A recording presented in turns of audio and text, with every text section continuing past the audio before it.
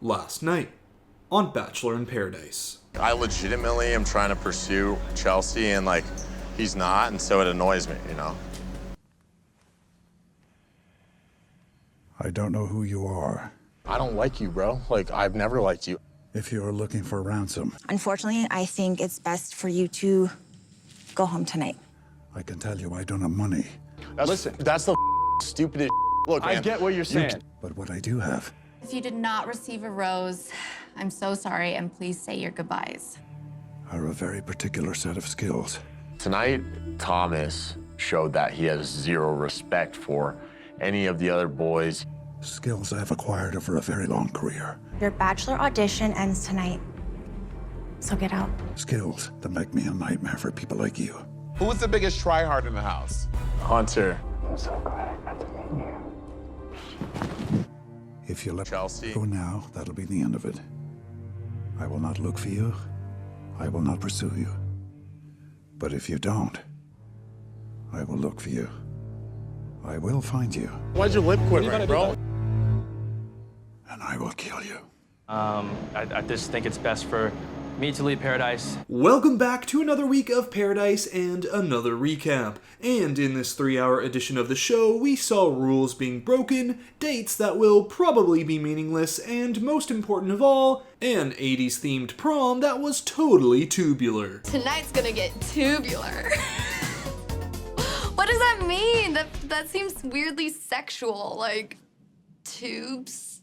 You're gonna tie some tubes tonight. But the biggest crime this episode wasn't Ivan getting caught sneaking out of his room by the school chaperone, or James showing up to prom dressed like Two-Face from the Batman movies. No, the biggest crime of all was that this episode was 3 hours long. So, partly for my own sanity and partly to fly in the face of Tuesday night's episode, I'm gonna recap this thing in a fraction of the time. Because so much of it was unnecessarily long, even the commercials felt like they lasted an eternity. But wait, there's more! There is more. If you don't get the reference, consider yourself lucky. But this episode begins with Ivan, his fight with Aaron, and the question, what happened at the hotel during the tropical storm? So basically, to start things off, Ivan kisses Chelsea and Aaron goes mad, saying Ivan lied to him and told him he was only going to pursue someone if they were a new arrival. Everyone starts fighting, Riley joins in, I'm sitting on my couch looking like Natasha here, and Ivan says that it was Chelsea who approached him first. To which production says, Let's go look at the surveillance tapes, yeah? Oh, absolutely. I'm not trying to take anybody's rose or anything. I'm just chilling. If somebody comes down, that's like my only hope. Yeah, I was gonna see if you wanted to talk for a minute, actually. But Ivan lying about who pulled who first is the least of his problems. As at the rose ceremony, Principal Wells has been informed that one of the kids has broken the rules, and it's going on their permanent record. It's something that happened last night at the hotel when we were sheltering from the storm. Oh, boy. Ivan, can you come with me? So Ivan goes off to talk with Wells about what went down, while everyone at the rose ceremony is left confused. What could have possibly happened with Ivan? All the while, everyone's looking at Ivan's roommate Noah for answers. I don't know exactly what's happening. I mean, I know Ivan was my roommate, and we spent the night talking, and then I went to bed. Johnny Tightlips, where'd they hit you? I ain't saying nothing. But what do I tell the doctor? Tell him to suck a lemon. So Wells sits down with Ivan and gets the full lowdown. Ivan snuck out of his hotel room while the cast was sheltering from the tropical storm, and he went to see Alexa, someone who apparently was set to show up in Paradise in the next couple of days. If you don't remember Alexa from Peter's season, this is her. Hi, I'm Alexa. I'm 27. I'm a caregiver. All right, 1, 2, 3. Ah! I also wax vaginas for a living. But Wells is wondering how this even happened. How did Ivan know what room Alexa was staying in? There was a phone in my room, and there was a producer's phone, and it was just there. Like, it was literally the first thing, like, on the screen. I didn't go searching for anything. It was a screenshot of, like, the room numbers and stuff. Alright, you're telling me that a producer just accidentally left their phone open in Ivan's room with a screenshot or something on it that had Alexa's room number? Sure, Jan.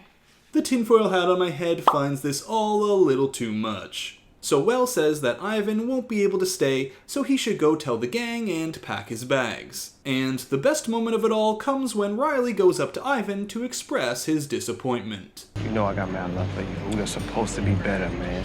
Come on, man. You know my brother? I will always love you, all right? Although disappointed, I am. I gotta be real with you, I am. I'm disappointed in myself right now. You can love your friends and still hold them accountable at the same time. But after Ivan's departure, there's still a rose ceremony to get to. Of course, Serena gives her rose to Joe, Abigail to Noah, Marissa to Riley, Mari to Kenny, and Becca to Thomas. Chelsea then gives hers to Aaron over Damar, Natasha gives her rose to Ed to the surprise of no one in the room but Dr. Joe, and the final rose of the night to hand out is Tia's.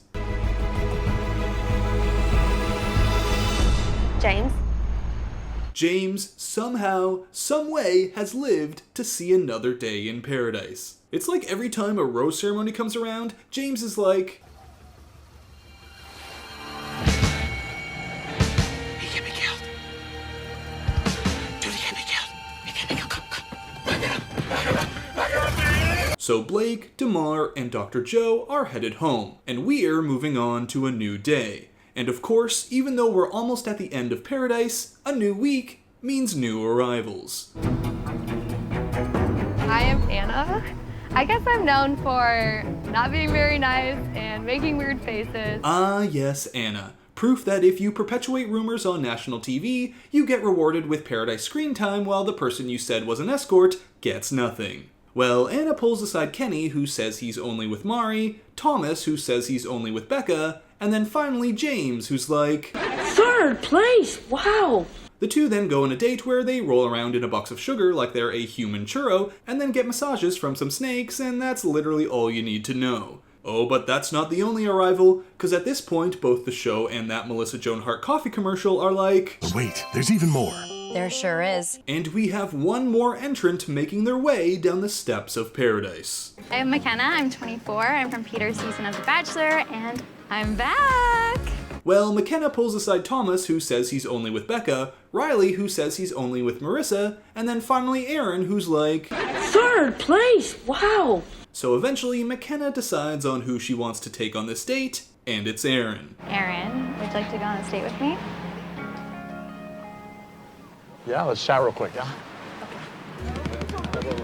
Ooh, not the response you're hoping for when you ask someone out. So Aaron says, sorry, I'm not going on this date with you, and Mykenna is left to cry on the beach while everyone else looks on. She's crying. She's crying. Well, after seeing this, Ed feels bad for Mykenna and decides that he's going to go down and ask Mykenna to go out on that date. And everyone's sitting around rooting for Ed and hoping they go, all the while Natasha is like, right there. I mean, I get that what Ed did was cute and all, but it took 9 episodes for Natasha to finally find a connection, and now the guy she finally paired with is playing knight in shining armor for someone else. And it's not like this date with Ed is just him trying to cheer up Mykenna and have a good time. These two actually couple up on the date and stick together afterwards. Like after this roller skate date, they are connected for the rest of the episode. But alright, there's one last major event to get to for this episode, but before we get there, they're giving us some updates on how the major couples are doing. Like Joe and Serena are as strong as ever, same with Marissa and Riley. But as for Kenny and Mari, well, Kenny has a brief moment where he feels as though the passion is not there from Mari. For some reason, something was off with me and Mari. It just scares me that it's like already kind of feels fizzled. There's no passion right now. Ah, yes, no passion. This from the man who spoke to her about an engagement last episode with the intensity of a dry piece of toast. You know, there's the engagement part of this, and you know, I think we might have to start talking about that kind of stuff. Luckily, they bring in a Mexican bruja to use some witchcraft and clear everything up. And then all of a sudden, Kenny's like, "Curse is broken. Curse is broken, people! Oh, there is a God!" And now Kenny and Mari are ready to take things to the next level. And speaking of, Noah has decided he wants to do the exact same thing with Abigail, as it's time for him to finally express that he's falling in love with her. I'm more than just like you. Like, I'm definitely falling in love with you, and I could see it working in the real world. Ooh, the non-response. Maybe Abigail and Noah aren't as solid as everyone on the beach thinks they are. But for now, it's time to put all that serious talk aside, as Paradise has something fun in store for the cast. Look!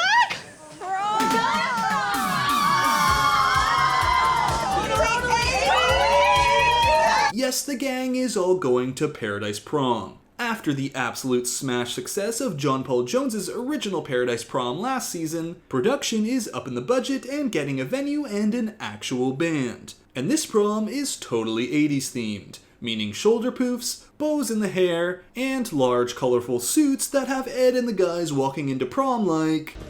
Can't you just feel it, Harry? It's our big chance, man.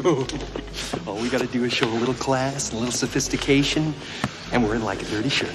But while prom commences and grocery store Joe and Serena are crowned prom king and prom queen, Tia is left all alone without a match. That is, until Aaron pulls her aside and says that, with Paradise almost over, he doesn't want to regret not going for things, so he has a gift for Tia. Oh my gosh. Does it go this way? Well, thank you. That's so nice.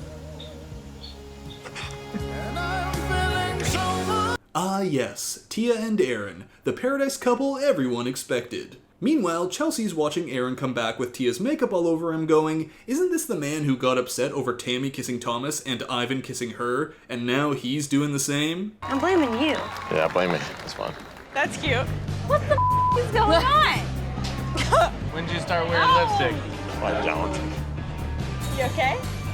I feel like I could have at least gotten a conversation. But as the night comes to an end, Noah still has yesterday's conversation with Abigail on his mind, and her lack of response to telling him he's falling in love with her. So he pulls her away from the group, and says that at this point, it feels as though the relationship is being forced into something that it's not. Like, I know the strong feelings I have for you, but I've been like trying to force something that I want, when deep down I know that like I don't know if you're my person.